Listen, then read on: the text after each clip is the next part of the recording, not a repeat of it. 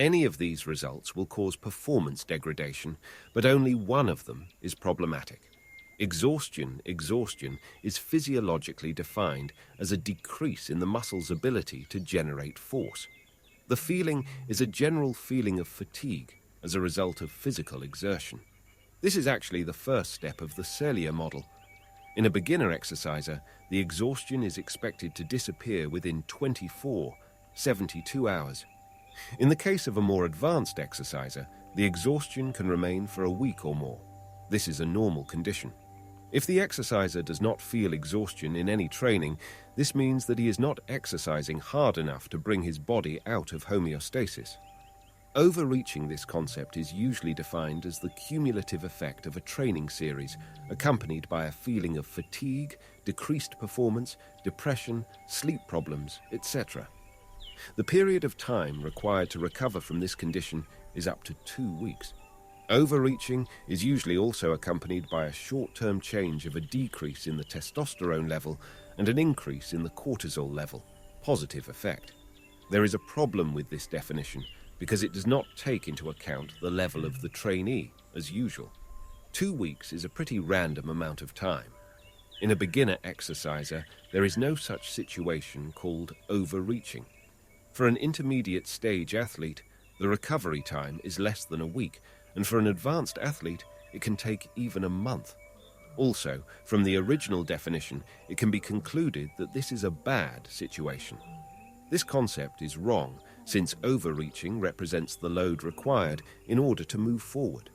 As described before, this load should be greater than what the exerciser is used to in order to reach the supercompensation stage. Therefore, we would prefer to use the concept of overload on top of the concept of overreaching because it depends on the level of the trainee and is better defined. Every training program should include periods of overload as required by Cellier's model. These periods should be treated as part of the process required for progress and adaptation and not as something negative. Overtraining is the cumulative result of high-volume, high-intensity training, or both, without regard for recovery. In this state, the body works beyond its ability to adapt and recover. The accepted definition, ACSM, is similar to the original definition of overreaching. The difference is that it takes more than 2 weeks to recover from this condition. As usual, this definition is problematic because it does not take into account the level of the trainee and is not suitable for high-level athletes. A more practical definition of overtraining. Overtraining happens when the level of performance does not return to itself within a training cycle, mesocycle, microcycle, with one reduced load. This means that an overtrained athlete with 4-week training cycles will have to reduce the load in his training for 4 weeks to recover. As a conclusion from this, the more the exerciser progresses, the more training costs him more. While a beginner exerciser can rest for 2 days and return to original performance, a world-class exerciser will have to spend months getting back to normal function. For a person whose sport is his source of livelihood, this is a heavy price. Symptoms for overtraining: sleep disorders, chronic pain, mood swings, high heart rate, loss of appetite, etc. This situation must be taken seriously and dealt with as quickly as possible and by all possible means. How many sets? How many repetitions? How much weight? The goal of any properly designed program is to improve the level of performance through the steps described earlier according to Cellier's model. Properly designed programs bring results by manipulating the training volume and intensity. Does bigger muscles mean stronger? How do you think people grow? A bigger muscle is a stronger muscle. What exactly do you think the body adapts to when it adds muscle mass in response to weight training? Why is lifting weights at relatively high intensity required to grow? No one gets bigger by walking. I am not claiming that a larger person will lift more than a small person. There are factors such as body structure, neural efficiency that have an effect. So let's leave freaks who weigh 60 kilos and are world champions in powerlifting. What I do argue is when you get bigger than you were, then you should have gotten stronger before that. No one adds a significant amount of muscle mass that didn't cause them to add weight to the bar. You take the muscular system out of homeostasis and it adapts by adding muscle mass. How many repetitions? Is repetition just repetition? What is required for hypertrophy, increase in size or mass of the cell, tissue, or organ? And what is required for net strength? It is quite clear that in both cases a certain intensity is required, percent of 1 RM. People say that 8, 12 reps are for mass and 1, 3 reps for strength. Why? After all, the amount of microtrauma caused to the muscle is directly related to the intensity. So why do you need to do more repetitions, and why is heavier not better? Well, heavier is better. The problem is that it is impossible to perform with a lot of work, volume, too heavy weights, and therefore it is impossible to cause enough microtrauma in the muscles to cause hypertrophy. So it turns out that very high intensity weights mainly cause neural efficiency. So in the meantime, we have come to the conclusion that a certain amount of repetitions are required to cause hypertrophy. But why can't you just do all the repetitions in one set, e.g. a set of 25? Because the weight we will have to use will be a relatively small percentage of 1 RM, and we will not cause much microtrauma, but very quickly we will find ourselves working on our endurance. The obvious way is to divide our 25 repetitions into several sets, so that in each set we can use a greater percentage of our 1 RM and cause enough microtrauma and hypertrophy. Therefore, it is possible to break the rule that 3 repetitions only contributes to strength if we lower the intensity a bit and do enough sets to get enough work. Therefore, it cannot be said that a certain repetition range is intended to improve only strength. It all depends on the volume of work and intensity. Microtrauma is one of the reasons that a short range of motion does not contribute much to hypertrophy. A large range of motion is required to cause microtrauma. So what is the most effective way to increase muscle mass over time? Perform the large movements with high frequency, appropriate volume, and progress. Why? 2 reasons. 1. How do you improve in a certain movement or sport? We do it as often as possible until it becomes a natural movement for us. Why? Because the nervous system and the rest of the body adapt to performing the movement and become much more efficient. Sounds like a weight on the bar, doesn't it? So why not exercise all day?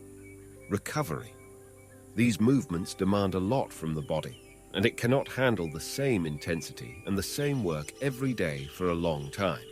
See explanations on single dual factor and Selye's model. 2. Relatively fast recovery. Once the body adapts to this form of training, it recovers in 2-3 days enough to train again. There is no need for complete recovery of each and every cell in the muscle. Another detail is that a certain volume is required to cause microtrauma. Who among us is able to perform 15 sets of squats in one day at a high enough intensity? Splitting it into 3 days a week is a good balance of required volume and intensity in this case. An example that illustrates this well is tanning. How is it better to tan? Burn once by tanning for 3 hours, or tan for half an hour every day for a week?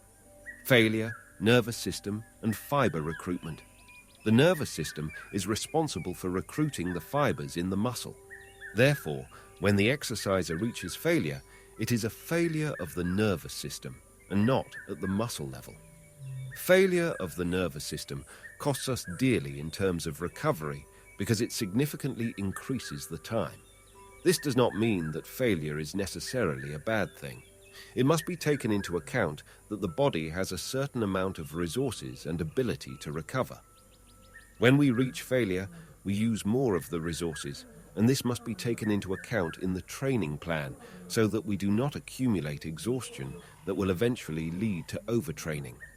It is no coincidence that the fans of HIIT training would train at a very low frequency and a very low volume. They had to constantly recover from failure, only they didn't realize that it was the nervous system that was failing and not the muscle. So how do you put all these things together?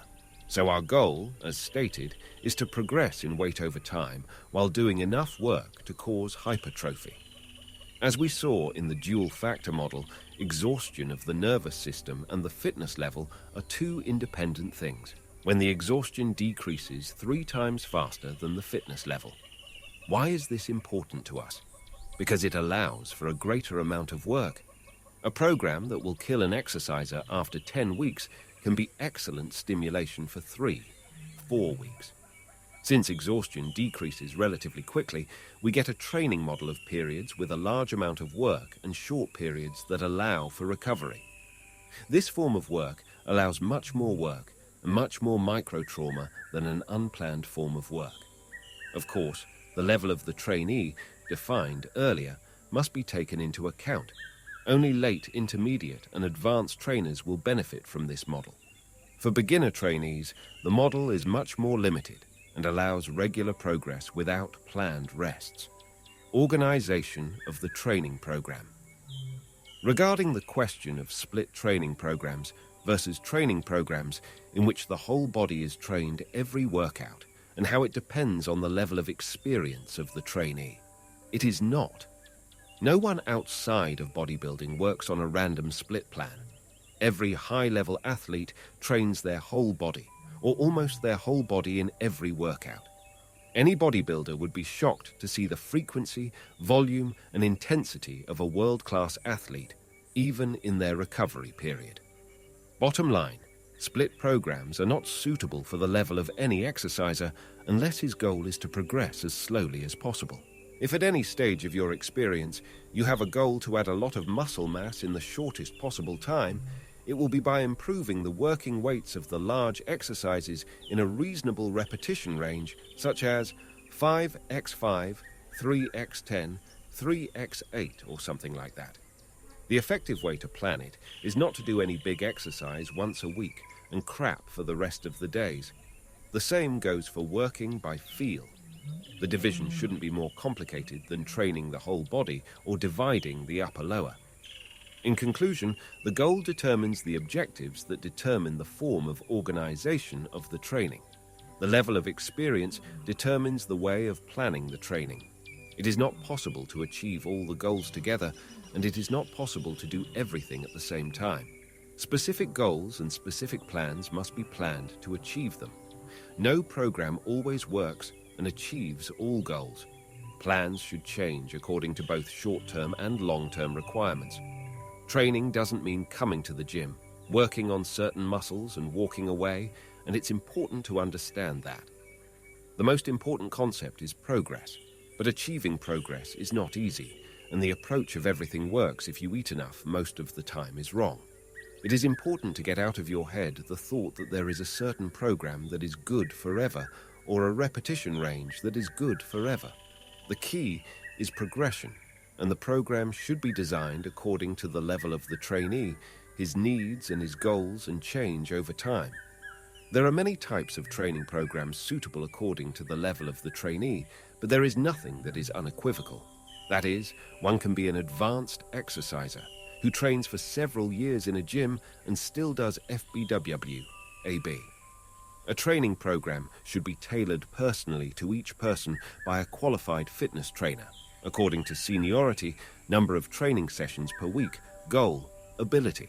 And what is no less important is the diversity in the training programs every month. 2 months, muscle groups, number of sets, number of repetitions, intensity, in order not to allow the body to get used to the training. And thus the body will always respond to the training. Therefore, it is important that you understand that I do not know any of you personally. What is your weight? What is your height, your RM, goals, etc.? I simply give you the tools with which you can test, experiment, and most importantly, do it correctly. The next program I will write to you is a program for beginners or for people returning to training. Please note that the program is for demonstration purposes only. It is important and even recommended to consult with a qualified fitness trainer, a doctor, if you have any disability in your area before carrying out any program that is listed here. FBW, full body workout. Most of those who will do FBW are trainees who just signed up to a gym. They will do it for around a month and a half to 3 months and move to AB program if they feel like it.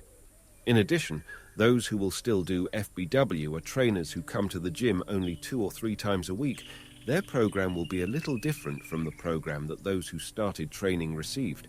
And I will talk about her too. What exactly is FBW? First of all, it stands for Full Body Workout.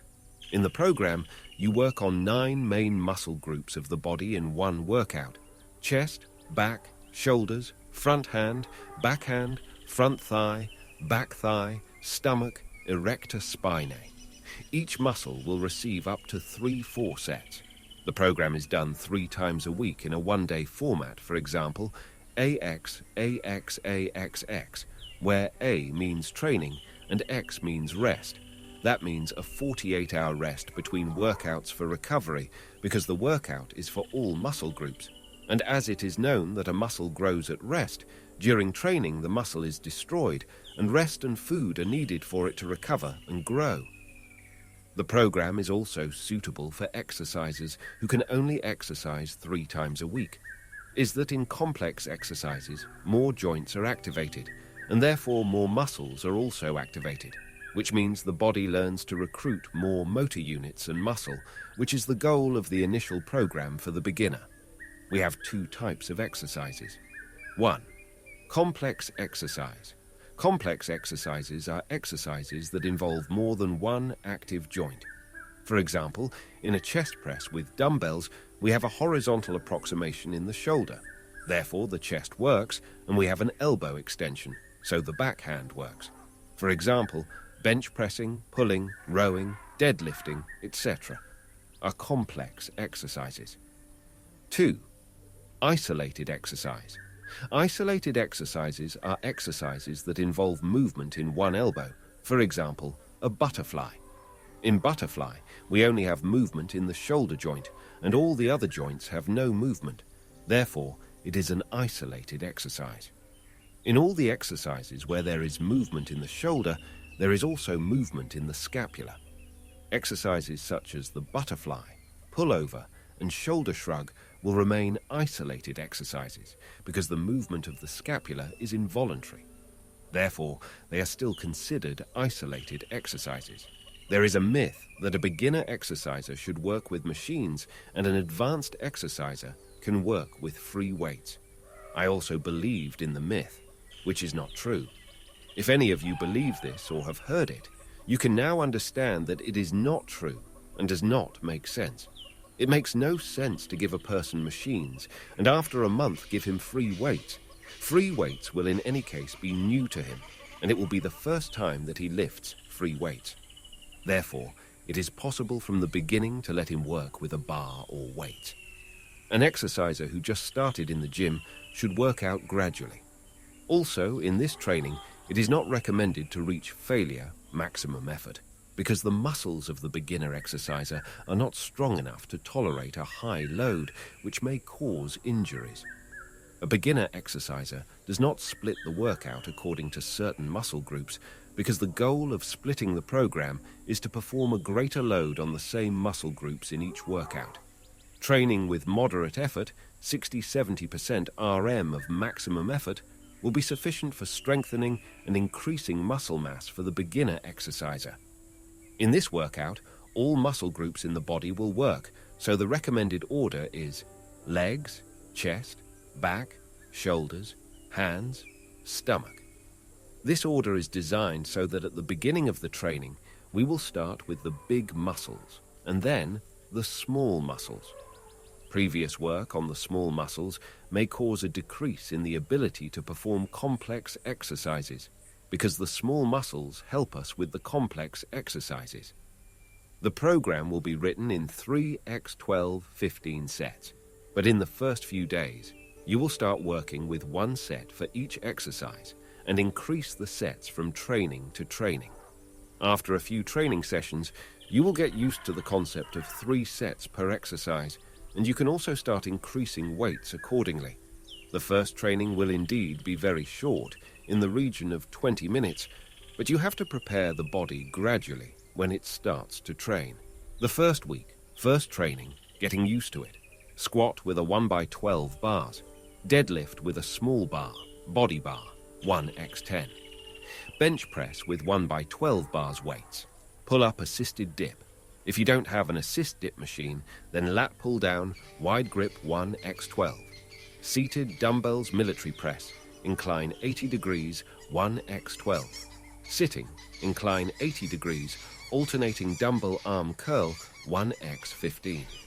Narrow chest dip in assisted dip machine, 1x15. Lying on mattress curls UPS, 2x max lying on the stomach, back extensions, 2x12. The first week, getting used to it, second training. Squat with a 2x12 bars deadlift with a small bar or body bar, 2x10. Bench press with 2x12 bars weights, tension in assisted dip. If there is no graviton, then lat pull down, wide grip, 2x12. Seated dumbbells military press, 80-degree incline, 2x12. Sitting, incline 80 degrees, alternating dumbbell arm curl, 2x15. Narrow chest dip, assisted dip, 2x15. Lying on mattress curls UPS, 2x max mattress. Lying on the stomach, back extensions, 2x12. The first week, third training, getting used to it, starting to get used to 3 sets. Squat with a 2x12 bars. Deadlift with a small bar or body bar, 2x10. Bench press with 2x12 bars weights. Pull-ups with assisted dip or lat pull down, wide grip, 3x12. Seated dumbbells military press, 80-degree incline, 3x12. Sitting, incline 80 alternating dumbbell arm curl, 3x12. Narrow chest dip in assisted dip, 3x12. Lying on a mattress trank flexion, 3x max. Lying on the stomach, back extensions, 3x12. Second week, first training, getting used to it, start calculate your RM1 and use a weight between 50 to 60% of your RM1. Squat with a 3x12 bars. Deadlift with a small bar or body bar, 3x10. Bench press with 3x12 bars weights. Pull-ups with an assisted dip or lat, pull down, wide grip 3x12. Seated dumbbells military press, 80-degree incline, 3x12. Sitting, incline 80 degrees, alternating dumbbell arm curl, 3x15. Narrow chest dip in assisted dip, 3x15. Lying on a mattress trank flexion, 3x max. Lying on the stomach, back extensions, 3x12. Second week, second training, getting used to it. Deadlift with a small bar / pull-ups body bar, 3x10. Bench press with 3x12 bars weights. Pull-ups with an assisted dip or lat pull down, wide grip, 3x12. Seated dumbbells military press, 80-degree incline, 3x12. Sitting, incline 80 degrees, alternating dumbbell arm curl, 3x15. Narrow chest dip in assisted dip, 3x15. Lying on a mattress trank flexion, 3x max. Lying on the stomach, back extensions, 3x12. Second week, third training. Continue as usual. In the third week, also train according to the program as usual. Try to increase weight. In the fourth, fifth, and sixth weeks, and even at the end of the second month, also train as usual, and increase weights to a maximum of 60%, 70% of your RM1 to maintain a progress. In the next program, we will make changes. The changes will include adding exercises, changing repetition ranges, changing exercises as an option, adding isolated exercises, etc. The advanced program will also maintain the same concept of up to 4 sets per muscle and work on all muscles. Note, you will probably reach some point in the program where it will be difficult for you to continue progressing in training. Why does this happen? You've probably reached the point where you've reached the maximum number of sets you can do per week, or MRV, maximum recovery volume. This means the maximum amount of your volume or the maximum of your ability to move forward. What does this mean, and how do you know what your MRV is? Maximum recoverable volume is defined as the highest amount of training you can do and still recover to perform that same workout the following time, but no more than that. In other words, it's the most sets you can complete, recover from, and repeat next time without losing or gaining strength. You strive to push your limits, maximize your gains, and achieve some of your goals. One concept that plays a critical role in this endeavor is maximum recoverable volume, MRV. Understanding and effectively implementing MRV can be the key to unlocking your full potential and achieving optimal results from your training regimen. Good training is about working as hard as you need to, not as hard as you can. More isn't always better, and that's the foundation that MRV is built upon. Good training is about creating enough of a stimulus for your body to adapt by getting bigger, stronger, and faster without it taking too long to recover from. It serves as a crucial guiding principle in structuring training programs to maximize gains and minimize the risk of overtraining and injury. By finding the right balance between volume and recovery, athletes and fitness enthusiasts can optimize their performance, stimulate muscle growth, and achieve long-term progress. Join us as we dive deep into the world of MRV, discover its significance, and discover how it can revolutionize your training approach. So what the hell does that even mean? Let's dive in. Determine your maximum recoverable volume. Dr. Mike Israetel is a well-respected figure in the world of weightlifting, and he spent a lot of time determining the amount of volume a person needs to expose each muscle group to in order for it to grow.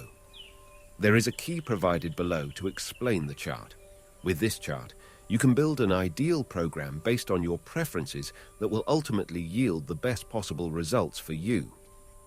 His volume recommendations are based on the following principles. MV means maintenance volume. How much volume you need to maintain your gains. MEV means minimum effective volume. What is the least amount of volume needed to make gains? MAV means maximum adaptive volume. This is the range of volumes in which you make your best gains. It has a lot more range than the other volume landmarks because it changes greatly within each training mesocycle, week to week. MRV =, maximum recoverable volume. When the total amount of volume starts to become greater than your recovery and you start impeding your progress. Frequency is the number of times the muscle is trained per week. Loading is the number of recommended reps per specific muscle. MRV varies greatly from person to person depending on many factors, including age, weight, training experience, strength, diet, lifestyle, and even hobbies. If you progress in the volume of work continuously and regularly, in the week you fail to finish the volume of work. Failure, a sign that you have passed your MRV, deload to MV. In the next block, you will try to reach slightly more than the MRV you reached last week. How do you apply these concepts? You can begin to narrow down your own MV, MEV, MAV, and MRVs. Begin training at your MEV and adjust your volume through your MAV until you reach your MRV. This should result in the most benefits. Then, unload at your MV until you're ready to start your progression again. If you want to dial in volume for bodybuilding, this is the most ideal approach I'm aware of. If you're more interested in lifting as a recovery room, in case you overdo it in sport training every so often. Means to sport translation, you may be more comfortable working out at MEV, which will yield results, but also leave you a bit of strategies to optimize the maximum recoverable volume. Your MRV isn't written in blood or something you're stuck with for life. You can essentially handle more or less volume by changing your lifestyle habits. Here's how to get the most out of your personal recovery. Proper warm-up and cool-down.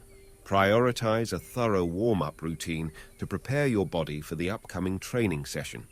Include dynamic stretching, mobility exercises, and light cardiovascular activities.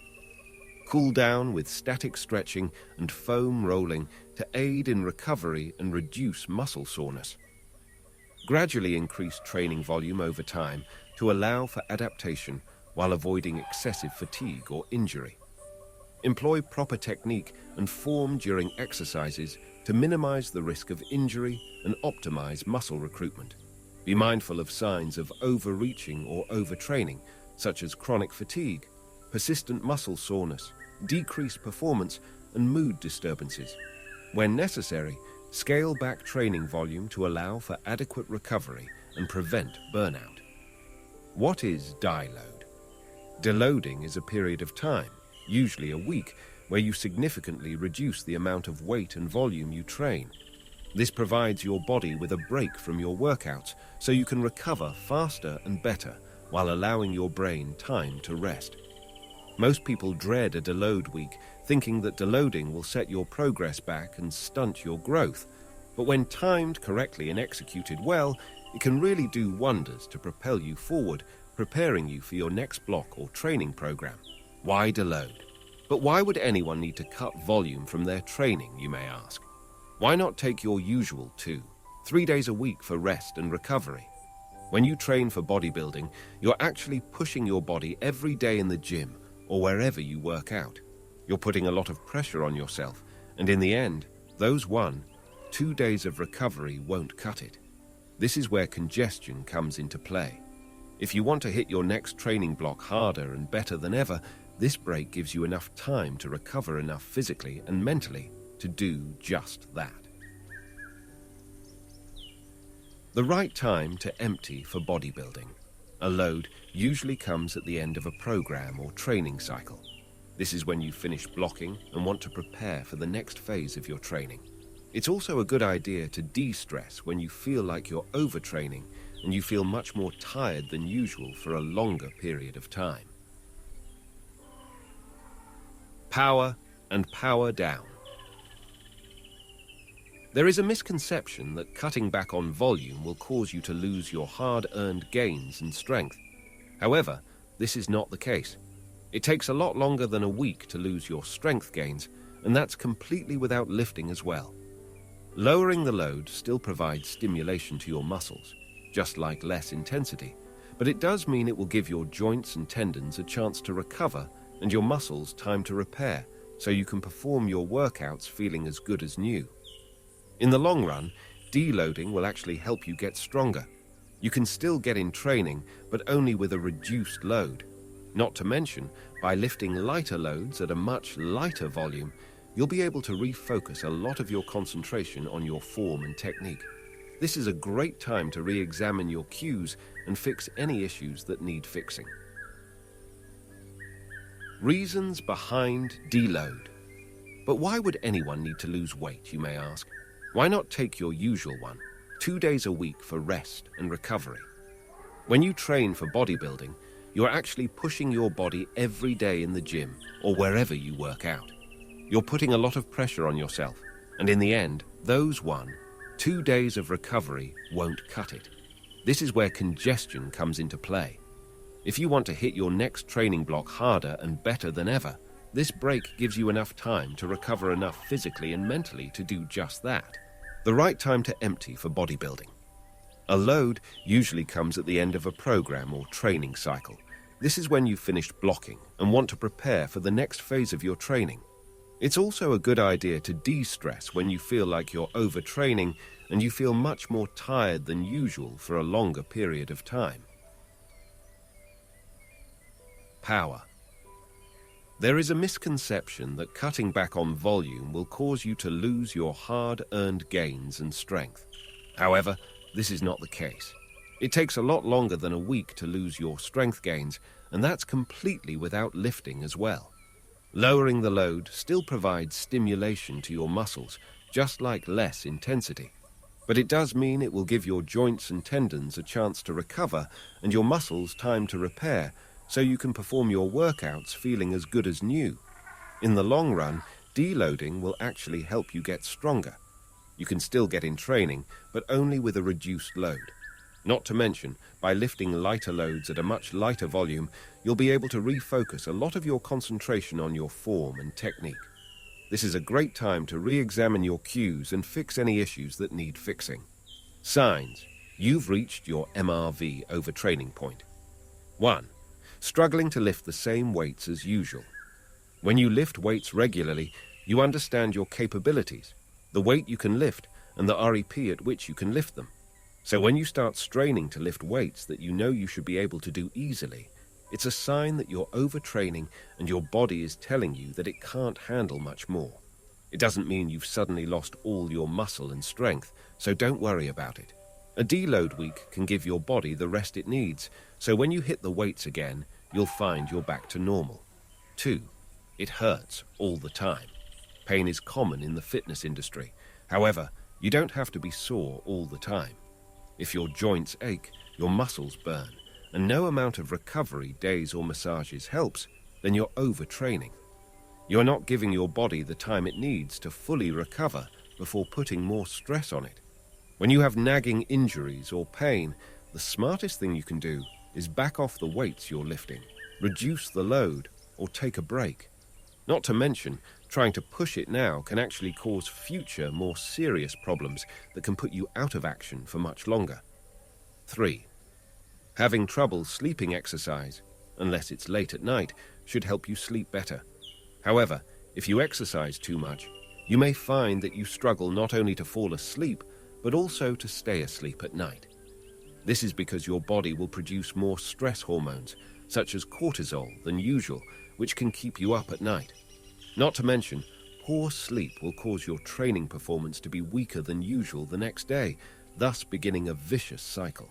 If you toss and turn and find yourself restless throughout the night, then skip your workouts or significantly reduce the load for a week or so to give your body time to catch up on the rest it needs. 4. Mood. Your mood can also take a hit if you over-exercise. Not only will struggling with your gym performance cause misery if it starts to happen on a regular basis, but the added stress hormones will also affect your mood.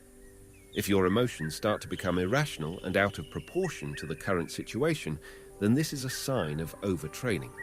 You may feel agitated, easily irritated by irrational things, more irritable towards people, and unable to focus and concentrate. Who wouldn't benefit from deload week? While a deload week is helpful for so many people, not everyone really needs one. A casual gym user may not need to exert themselves as often as other people who exercise regularly. This is because they may not have accumulated as much fatigue or stress on their bodies as others have. When is the right time to unload? Weightlifting for less than a year. Release from lifting after 8 to 10 weeks of intensive weightlifting. Weightlifting for 1 to 3 years. Deload after 6 to 8 weeks of intensive weightlifting. Weightlifting for 3 to 6 years or more. Deload after 4 to 6 weeks of intensive weightlifting. Those who eat in a caloric deficit put more stress on their bodies than those who eat in maintenance or a caloric surplus. That is, if you are in a deficit, then the number of weeks before you need to unload should be reduced by 1 to 2 weeks. Also, it's recommended not to train for more than 12 weeks of intense lifting without taking a deload week. So if you found yourself going through the 12th week of non-stop training, start deloading. Older athletes will have to unload at a more regular rate than their younger counterparts. So how should you eat during the week of deload? If you are in a calorie deficit, maintaining that deficit is still an option. However, if you also need to take a break from it, as a calorie deficit can also tax the mind and body, then eating your maintenance calories is a good idea. Don't be afraid to add fat along the way. While the scale may increase the first few days of increasing your calories for maintenance, it's not real fat you've gained. It's more likely the water weight is because of the added carbs and sodium you may have ingested with the extra calories. The fluctuations will balance out soon. Those who eat at maintenance can continue to do so, while people in a calorie surplus have the option of continuing to eat even in excess or cutting back on maintenance if they also need a break. Example of an advanced FBW program 3 times a week. This is a much more advanced program than the previous one. Start with the first one first and let your body get used to it, and after 2 months you will advance to the next program. You must adjust it for yourself according to everything we discussed. Weights, between 70 to 80% of your RM1. Squat with a 3x6 bars. deadlift 2x5, seated hamstring curls 3x12, bench press with a free bar 3x68, narrow pull-ups in 3x8 suspension standing barbell push press 3x68, narrow chest dips 2x10, standing barbell biceps curl 2x12, decline crunches 3x1530, back extensions 3x12. Do either deadlifts or hamstring curls. It will be very difficult to do heavy deadlifts 3 times a week, so do them twice or once. Aerobic training is a complex and confusing topic in itself. Many exercisers do not know which aerobic training should be chosen, and maybe even give it up. And if we have already decided that we are starting to do aerobics, then at what intensity should we do it? Intervals? Prolonged training at a regular pace? A short and intense workout? A long and relaxed workout? What if I want to burn more fat? Should you do aerobic training on an empty stomach, maybe in the morning, and maybe after strength training? Many confusing questions, which sometimes make us give up before we have even started. Here are 5 practical conclusions that may make it easier for you to choose aerobics and the way you conduct yourself. Setting a primary goal. What do you want to achieve in the end? Every exerciser should have a goal, a specific goal toward which he strives. Aerobic training can help in reaching the destination, but it is not considered a goal in itself for most of the trainees. Many lifters do not set themselves a central goal at all, and this is where the entanglement and concerns begin. There is a very high probability that every exerciser can associate himself with one of these 4 goals. 1. Improving general physical fitness. Improving. 2. Maintaining fat percentages while getting stronger and increasing muscle mass, gaining mass. 3. Decrease in fat percentage while maintaining muscle mass, body toning. 4. Maintaining an existing condition in terms of body composition or physical fitness, aerobic perk, up your ears. Aerobic activity of any kind will not make you lose fat if your diet is not aimed at it. There are those who add and say that aerobic activity in the wrong dosage and intensity may take you back in the process of losing weight and fat percentage for 2 main reasons. A. Overcompensation with food, consciously or not, due to increased hunger after activity. B. Putting the body under stress due to a large caloric deficit, eating too little or spending too much. First conclusion. First work according to an ordered and correct menu. You can thus shed most of the percentages of fat from your body regardless of aerobic activity. Okay, so you follow a correct and orderly menu and want to lose weight and fat percentage. What about aerobics? To do or not? The short answer is wait.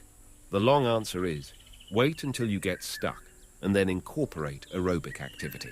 We are not talking here about improving physical fitness. We are not talking here about the health importance of performing aerobic activity.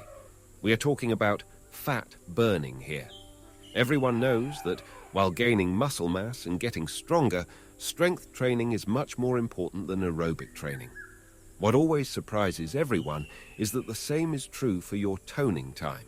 Yes, in the most difficult times of weight loss and fat percentage, strength training is more important than aerobic training. Why? First of all, with proper strength training, you can achieve a nice and respectable caloric expenditure. It will never reach the level of energy expenditure as in aerobic training for the same amount of time, but I'm not sure it's necessary at all. Secondly, maintaining muscle mass is very important for maintaining the metabolic processes in your body. A certain hormonal secretion, increased use of fatty acids throughout the day, decreased insulin resistance, and other concepts that may sound Chinese but greatly affect your results. Muscle mass is the key to proper fat loss and even maintaining low fat percentages. Second conclusion, incorporate aerobic activity only after you have exhausted the other options related to your menu and your strength training. Or then the results will be better. Which aerobic activity is better? Short and intense or long and moderate? In recent years, there has been a small change in the recommendations for aerobic activity. We see a gradual transition to short and intense activities at the expense of long and moderate activities. HIIT training and CrossFit training are just two common examples of trends taking place in recent years. In the past, the recommendation was to perform aerobic activity at a low intensity and for a long time in order to optimize the burning of fat during the activity. A true fact in itself, but requires long hours of physical activity. For example, walking at a moderate pace for an hour may waste about 500–700 calories on average. By the way, this depends on body weight, and there may be changes if you weigh very little or very much.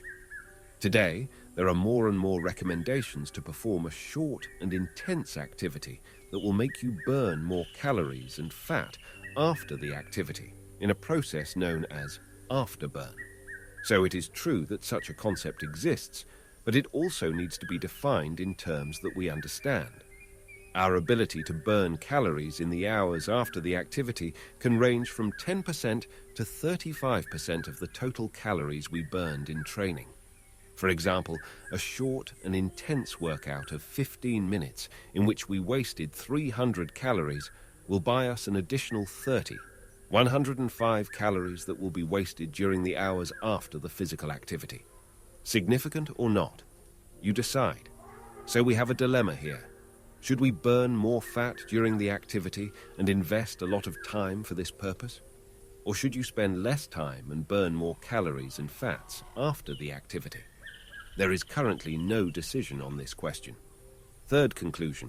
Choosing an aerobic activity depends on the time you have to invest, and the recommendation is to adjust the activity to your lifestyle and your interests.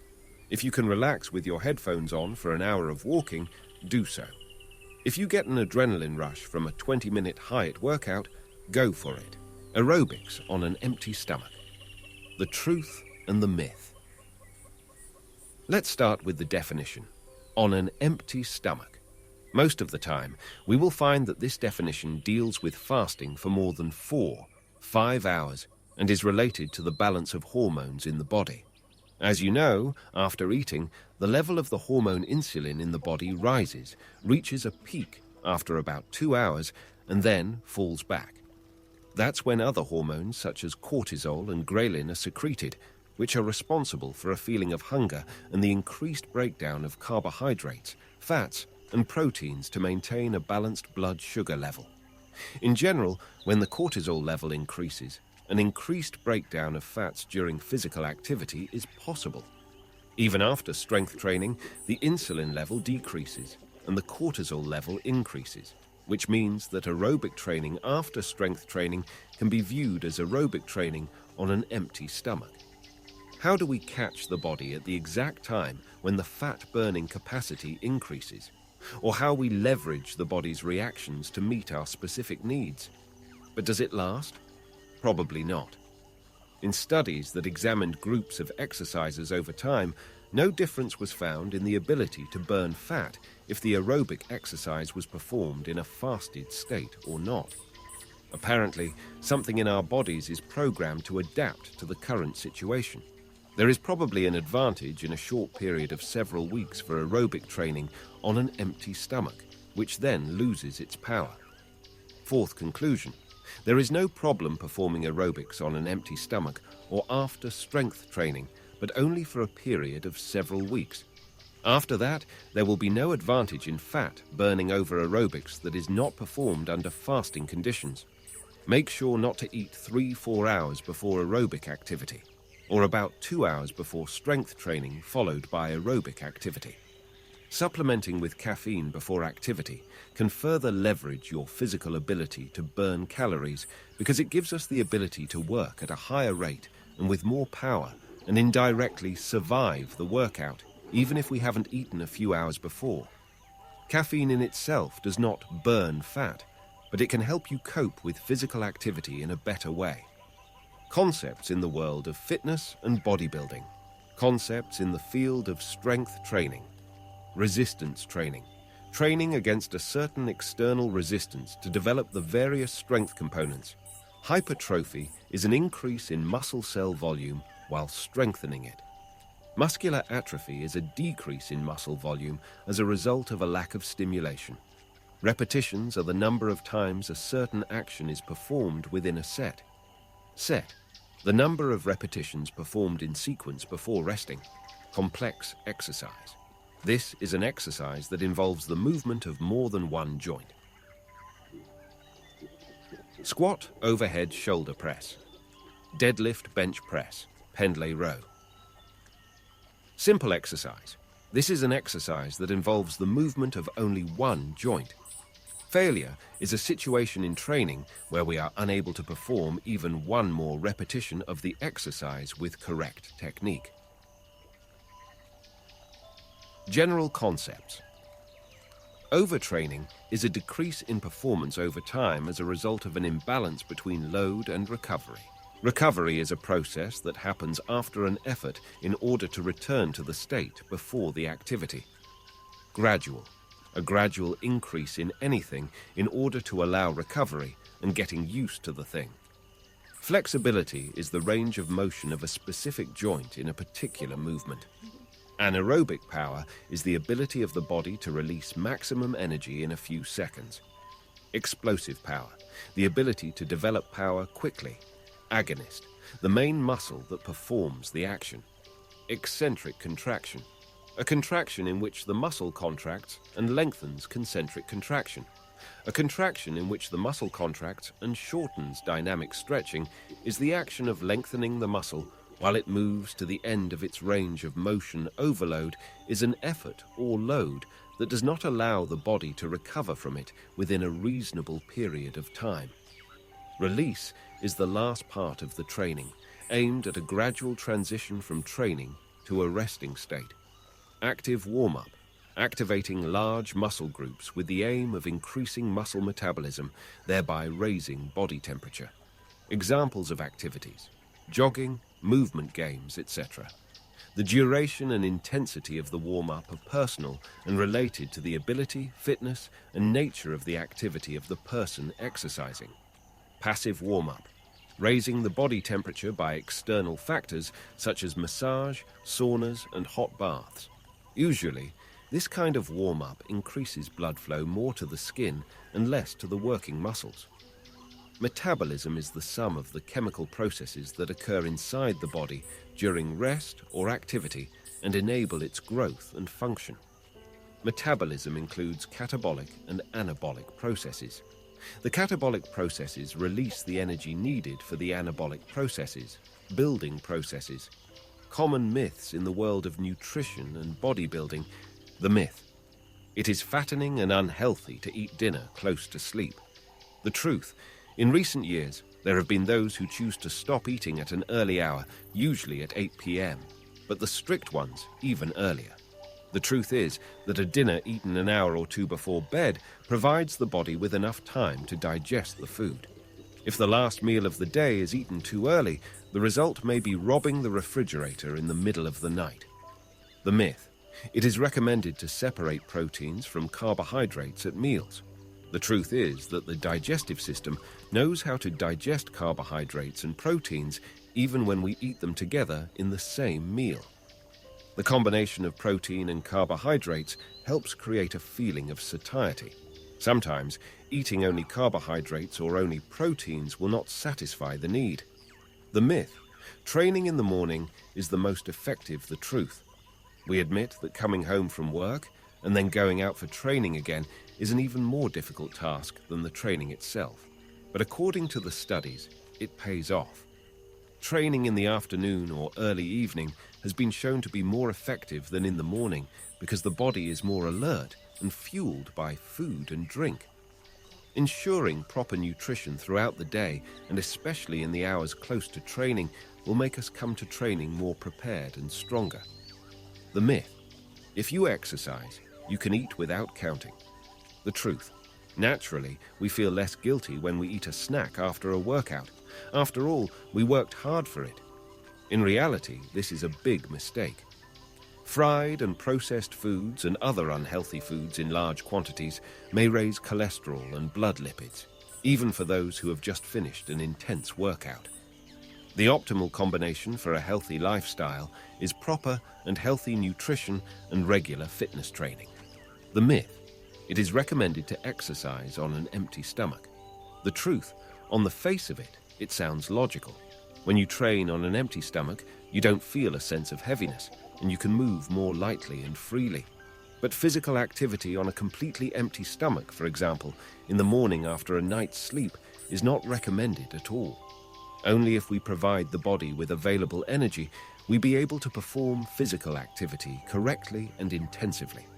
A banana, an energy snack, or a slice of bread will do the job and help the body get started and the physical activity be more effective. The myth: if we didn't leave the workout sweating, it means we didn't really work. The truth is that there is no connection between sweat and hard work. Sweating is a mechanism designed to cool the body. If you do the exact same workout in the hot summer and then in the cool winter, you won't sweat as much, simply because sometimes the temperature will determine how sticky you'll get out of the workout.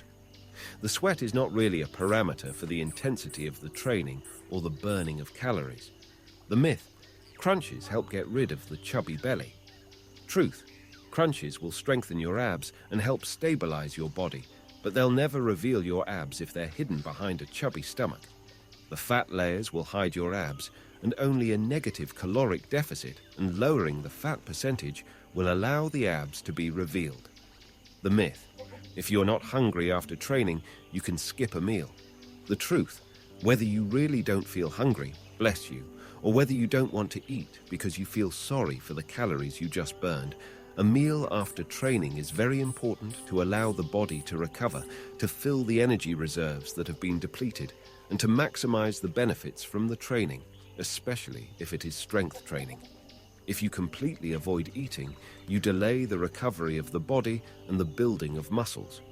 The myth: after training, it is recommended to eat only proteins to build the muscles. The truth: attacking immediately after training an egg tray, boxes of cottage cheese or cheese, juicy chicken breast, or even tuna straight from the can is kind of silly. If we only ate protein, we would actually only be doing half the work. Aerobic and strength training deplete muscle glycogen stores. As a result, the muscle tissue is damaged, and one of its ways to recover after a workout is by consuming carbohydrates in addition to a portion of protein, of course. The myth: if you stop exercising, muscle turns into fat. The truth: especially during the corona period, when the gyms, pools, and climbing walls were closed, most of the time there are those who fear that the muscles will wither and turn into fat over time. The truth is that these are two different tissues. Muscle does not turn into fat, just as fat does not turn into muscle. The myth: weight training harms the growth of children and youth. On the contrary, strength training, when controlled, of course, and under the supervision of a close instructor, can only increase the growth potential of children and youth. Controlled and correct weight training does not impair growth or cause damage. The myth: strength training makes women look muscular. The truth is that quite a few women completely avoid strength training out of fear that it will make them look muscular and masculine. Strength training will indeed reduce fat tissue and increase muscle mass, but unlike men, women cannot gain large muscle mass because the levels of the hormones responsible for this in their bodies are lower than those of men. The myth: professional athletes really get up to train at 6 in the morning. The truth: this is partially true, but usually these are athletes who have plans for the rest of the day, for example, young athletes who are in school. Many athletes start their day later than 6 in the morning. Their morning training will usually start at 9 o'clock in the morning, in the evening hours. The myth: the more push-ups, the better. The truth is that the 500 push-up challenges are fun, but in practice, you don't need such a large amount to develop muscle. A much lower number of repetitions will also do the job. What really matters is the quality of the movement. The myth: physical activity of any kind will lead to weight loss. The truth is, not necessarily. Taking the stairs instead of the elevator and doing a weekly hour of yoga or spinning are nice hobbies, but they won't necessarily cause a change in body weight. The body loses weight as soon as you take out more calories than you take in, that is, a calorie deficit. Physical activity consumes energy from the body and causes fat burning. But if before and after the workout you eat more than you burn, you will not see results. The myth: if the tendency to obesity is hereditary, fitness training will not help. The truth: studies have proven that even people with a hereditary tendency to obesity can lose 30% of their body fat through physical activity, physical training, and proper nutrition. The myth: 5 training sessions a week are better than 3. The truth is, not necessarily. Some exercisers try to visit the gym as many times a week as possible, sometimes day after day, but this could be a mistake. The body needs time to recover from the previous workout, and sometimes this can cause damage and injuries. It depends on the volume of the workout. The myth: physical training compensates for sitting in a chair. The truth is that sitting for a long time in a chair is one of the sickest evils of the modern world.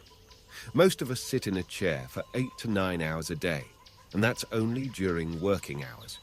Studies have found a connection between prolonged sitting in a chair and shortening life expectancy.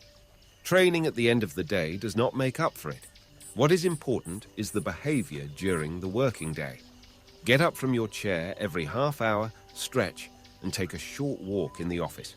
This will reduce by 55% the chance that you will suffer future injuries due to prolonged sitting. The myth: during physical training, you should drink as much water as possible. The truth: during a workout, you lose a large amount of fluid due to the effort and sweating. Many tend to fill the water bottle again and again, but during training, there is no need to drink too much water, especially if the training takes place in an air-conditioned place. The recommended amount is 150 ml of liquid every 20 minutes on average, which means 1 bottle is completely enough for training. The myth: training with weights is more effective than training with body weight, calisthenic workout. The truth of minimal light: training with body weight can give a better and more correct result, depending on the goal, of course. When looking at results in athletes, those who do bodyweight training are stronger relative to their body weight than people who lift weights. The myth: fasting is healthy and slimming. The truth is that intermittent fasting can indeed lead to moderate weight loss, but it can also have harmful effects. Fasting may cause symptoms such as headaches, fainting, weakness, and dehydration, and have a negative effect on various systems such as the biological clock, the glands, and the digestive system. Those who wish to fast to lose weight should consult and be under the supervision of a doctor or clinical dietitian. The myth: to build muscles, you have to eat for up to half an hour after training. The truth is that the window after training in which you have to eat so that the food travels directly to the muscles is not really half an hour, as many believe, but can last up to 4 hours. The myth: the less we eat, the more weight we lose. The truth: a caloric deficit, that is, taking out more calories than you take in, will indeed lead to weight loss, but a significant and dramatic reduction in calorie intake will lead to the body going into stress and actually choosing to preserve its stores and not get rid of them. The myth: only after half an hour of training the body starts burning calories. The truth is that the body starts burning calories from the moment the training begins, and as the intensity of the training increases, the body burns energy from more and more reserves. Frequently asked questions. FAQ. Abs a question. What should be done in order to see a six-pack? Answer: the abdominal muscles and our body as a whole are covered by layers of fat. In order to expose the muscles, you must decrease the fat mass and increase the mass. The muscle, or, as most of us know, to decrease the percentage of fat, and this by doing 3 things. 1. Proper nutrition and a negative caloric balance. 2. Aerobic work, walking, running, cycling, swimming, etc. Aerobic activity helps to increase caloric waste and reach a negative caloric balance. 3. Working against resistance, weights, body weight, etc., on the muscles in our bodies. Of course, also on the abdominal muscles, whether it is in the gym or in other types of training. Working on the abdominal muscles alone will indeed increase them, but they will not be seen due to the fact that they are covered with fat. A question: how can you lose belly fat? Answer: it is not possible to lose localized fat only in the abdominal area. In the process of losing weight and toning, body fat decreases throughout the body. Therefore, it is recommended to 1. Proper nutrition. 2. Aerobic work, walking, running, cycling, swimming, etc. 3. Work on strengthening the muscles in our bodies. These actions will cause a decrease in fat percentage and an increase in muscle mass, which will result in a higher metabolic rate during the day. A question: is it worth working on the oblique muscles in the stomach? Answer: for the majority of the population, we would not recommend this due to the fact that the various abdominal exercises also activate these abdominal muscles, so there is no need to work on them in isolation. This time, it is worth investing more in aerobic training. A question: what are the best exercises for the abdominal muscles? Answer: there is no unequivocal answer to this issue, and it varies from one exerciser to another. For the majority of the population, I would recommend classic crunches with an emphasis on slow and correct work when the emphasis is on bending the lumbar spine and not the hip or neck. Also, lifting the knees to the chest while hanging and the movement of the bicycle while lying down, elbows to knees, can be excellent exercises that activate the abdominal muscles in the best way. Of course, it must be remembered that every person is different, and the most important thing is to avoid back pain as much as possible.